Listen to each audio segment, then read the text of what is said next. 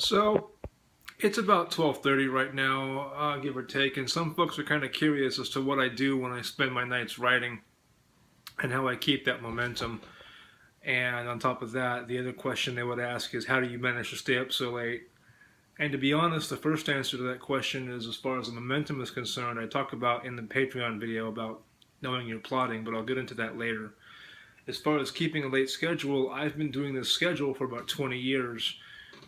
Yeah, about 20 years now. But what's most impressive to me as of lately is I've been listening to a lot of Tim Ferriss and his writing routines at night. Now, the difference between Tim Ferriss and I is he's not a genre fiction author. He has to do tons and tons and tons of research to put out the materials that he puts out, whether it's on Wim Hof or Arnold Schwarzenegger or Jocko Willink, to name some few people he's had on the podcast before. So when he's putting together a book, whether it's the 4-Hour Body, the 4-Hour Chef, 4-Hour Work Week, or my personal favorite right now, Tools of Titans, information mentioned down below, of course, he's got to keep these marathon sprinting sessions where he'll get his podcasting work set up and done for the day and, do all that stuff. And then at nighttime, after he's had a healthy dinner, just start cranking the words out. And one of the things that he uses, and his version of this is much more sustainable than mine, but he uses nootropics, or what's called smart drugs. And the premise behind a smart drug is one that effectively helps your cognitive enhancements. They are real things, they're legal, but depending on what you get, whether it's a racetam or it's something else, Ciltep, you might have heard me talk about that before. They don't have a long-lasting effect in terms of the ability for you to continue to do this night after night after night after night. So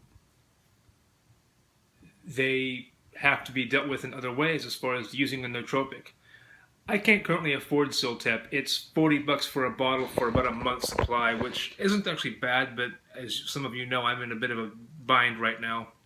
And even if I wasn't, I'm not 110% sure on account of I have to clear that with my cardiologist first, because it is something I personally know I would continue to attempt to abuse in the definition or in the sense of pushing my body as hard as I possibly could to get the best story out there and doing the things that I could do to make the story happen like that, because we know the faster you can generate stories, the quicker you can keep an audience, depending on your method and tactics. There are currently two things, both of which I picked up from Tim Ferriss, that I use to actually enhance cognitive abilities.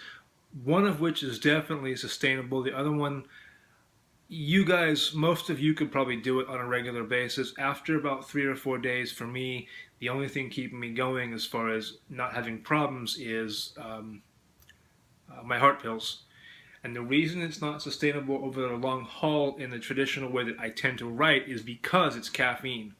What I used to use when I was a caffeine junkie was, to get off it, I would simply have a cup of this particular tea I'll show you guys in a minute. But the first thing that's sustainable, ordinary coconut oil, pure organic, raw. I cook with that. I hate this shit. I can't stand it. I think it's awful. It smells bad. It's just, I hate coconut oil. I don't even like coconut rum, but that's that. Anyway, so the reason it works in part is because it helps with mid-level triglycerides or mid-chain triglycerides, what they call MCTs, which help your cognitive abilities and help you remember things faster, retain information faster, or let your synapses fire. This is a short, dirty version. The longer version involves the fact that coconut oil, in this form at least, only contains lauric acid, which is actually a short or long, I forget. It's not exactly an MCT. But anyway, that's one of the things that I use. And all you got to do is substitute whatever oil you cook with coconut oil instead. And that's how you can actually help your mind. I found that when I do this and I'm not paying attention and I sit down to write, I'm just using it to cook with because it's better fat for me anyway, that I actually seem to get the words out faster. If I don't do this for a week and I go back to coconut oil, go back to olive oil, then I kind of tend to feel sluggish and more like watching Sons of Anarchy and drinking beer. So there's that. The second thing I use, and this is just a regular brand, if you can see that, yerba mate. So I don't do it in traditional sense. I don't have that ability yet, but I've got my tea ball here, and then the cup, and as you can see, the kettle on the stove, and I just pour cup after cup after cup. And the reason it's not sustainable for me is because normally I would only have 1 or 2 cups a day. That's my caffeine intake. It's a softer caffeine, and then you're fine. But because I'm trying to get all this work done in a short amount of time, I tend to overindulge. So it'll be 1 or 2 pots. I've actually had 2.5 pots today, and you won't be able to notice a difference right now.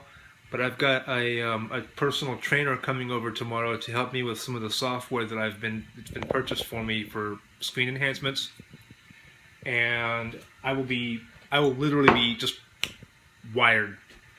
So those are the 2 things that I use that help me get through. And this is a better substitute than Coca-Cola, coffee, or any of that sort of stuff, at least from what I've seen so far. And then I guess I can show you the writing routine, at least the screens.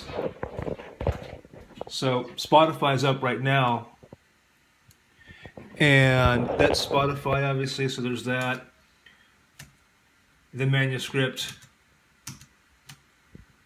my home dogs and night riders. And then the reason the screen is a shade of yellow is because I've got an app on there on my phone, on my computer, called Flux. And what that does is it eliminates blue lights, or blue hues and tones from the screen, so that ideally I can go to sleep after I do this. Because all I'm going to do after this pot of tea is, I ought to be done by then. So, tea's done, by the way. I ought to be done by then. And I'm only going to have 1 beer. And I know there's some purists who are going to yell at me for the fact that it's steaming hot. And I'll talk about that in a minute too. But anyway, even though I'm only going to have that 1 beer and do my mindfulness practices, which might include 6-phase meditation, the reality of it is I want to do everything else in my power possible to make it easier to go to sleep. So I also take N-Acetyle. Now, the reason I actually take that has to do with the fact that I like to drink a lot. I'm actually not drunk. I have only had 1 beer today. Sad for me, right? Well, anyway, that's actually a liver protection pill and rebuilding pill. But again, having read some Tim Ferriss stuff, in conjunction with another pill, which I'll share up with you guys when I can find the pill, and I can find the passage in the book, he takes that before bed, and it seems to help him sleep better. I presume because it helps the liver flush crap out. I haven't done the research on this yet. I just know what I've been taking forever. The NAC I take every day, regardless of anything else, on account of my hobbies.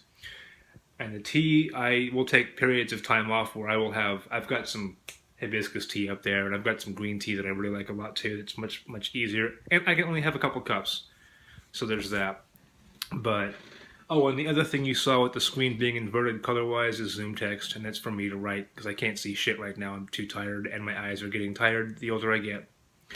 Anyway, hope that helps you guys. Just a little glimpse into my writing life, and all that. Anyway, you like the video, subscribe, share with your friends, support the Patreon, keep writing. Till next time, cheers.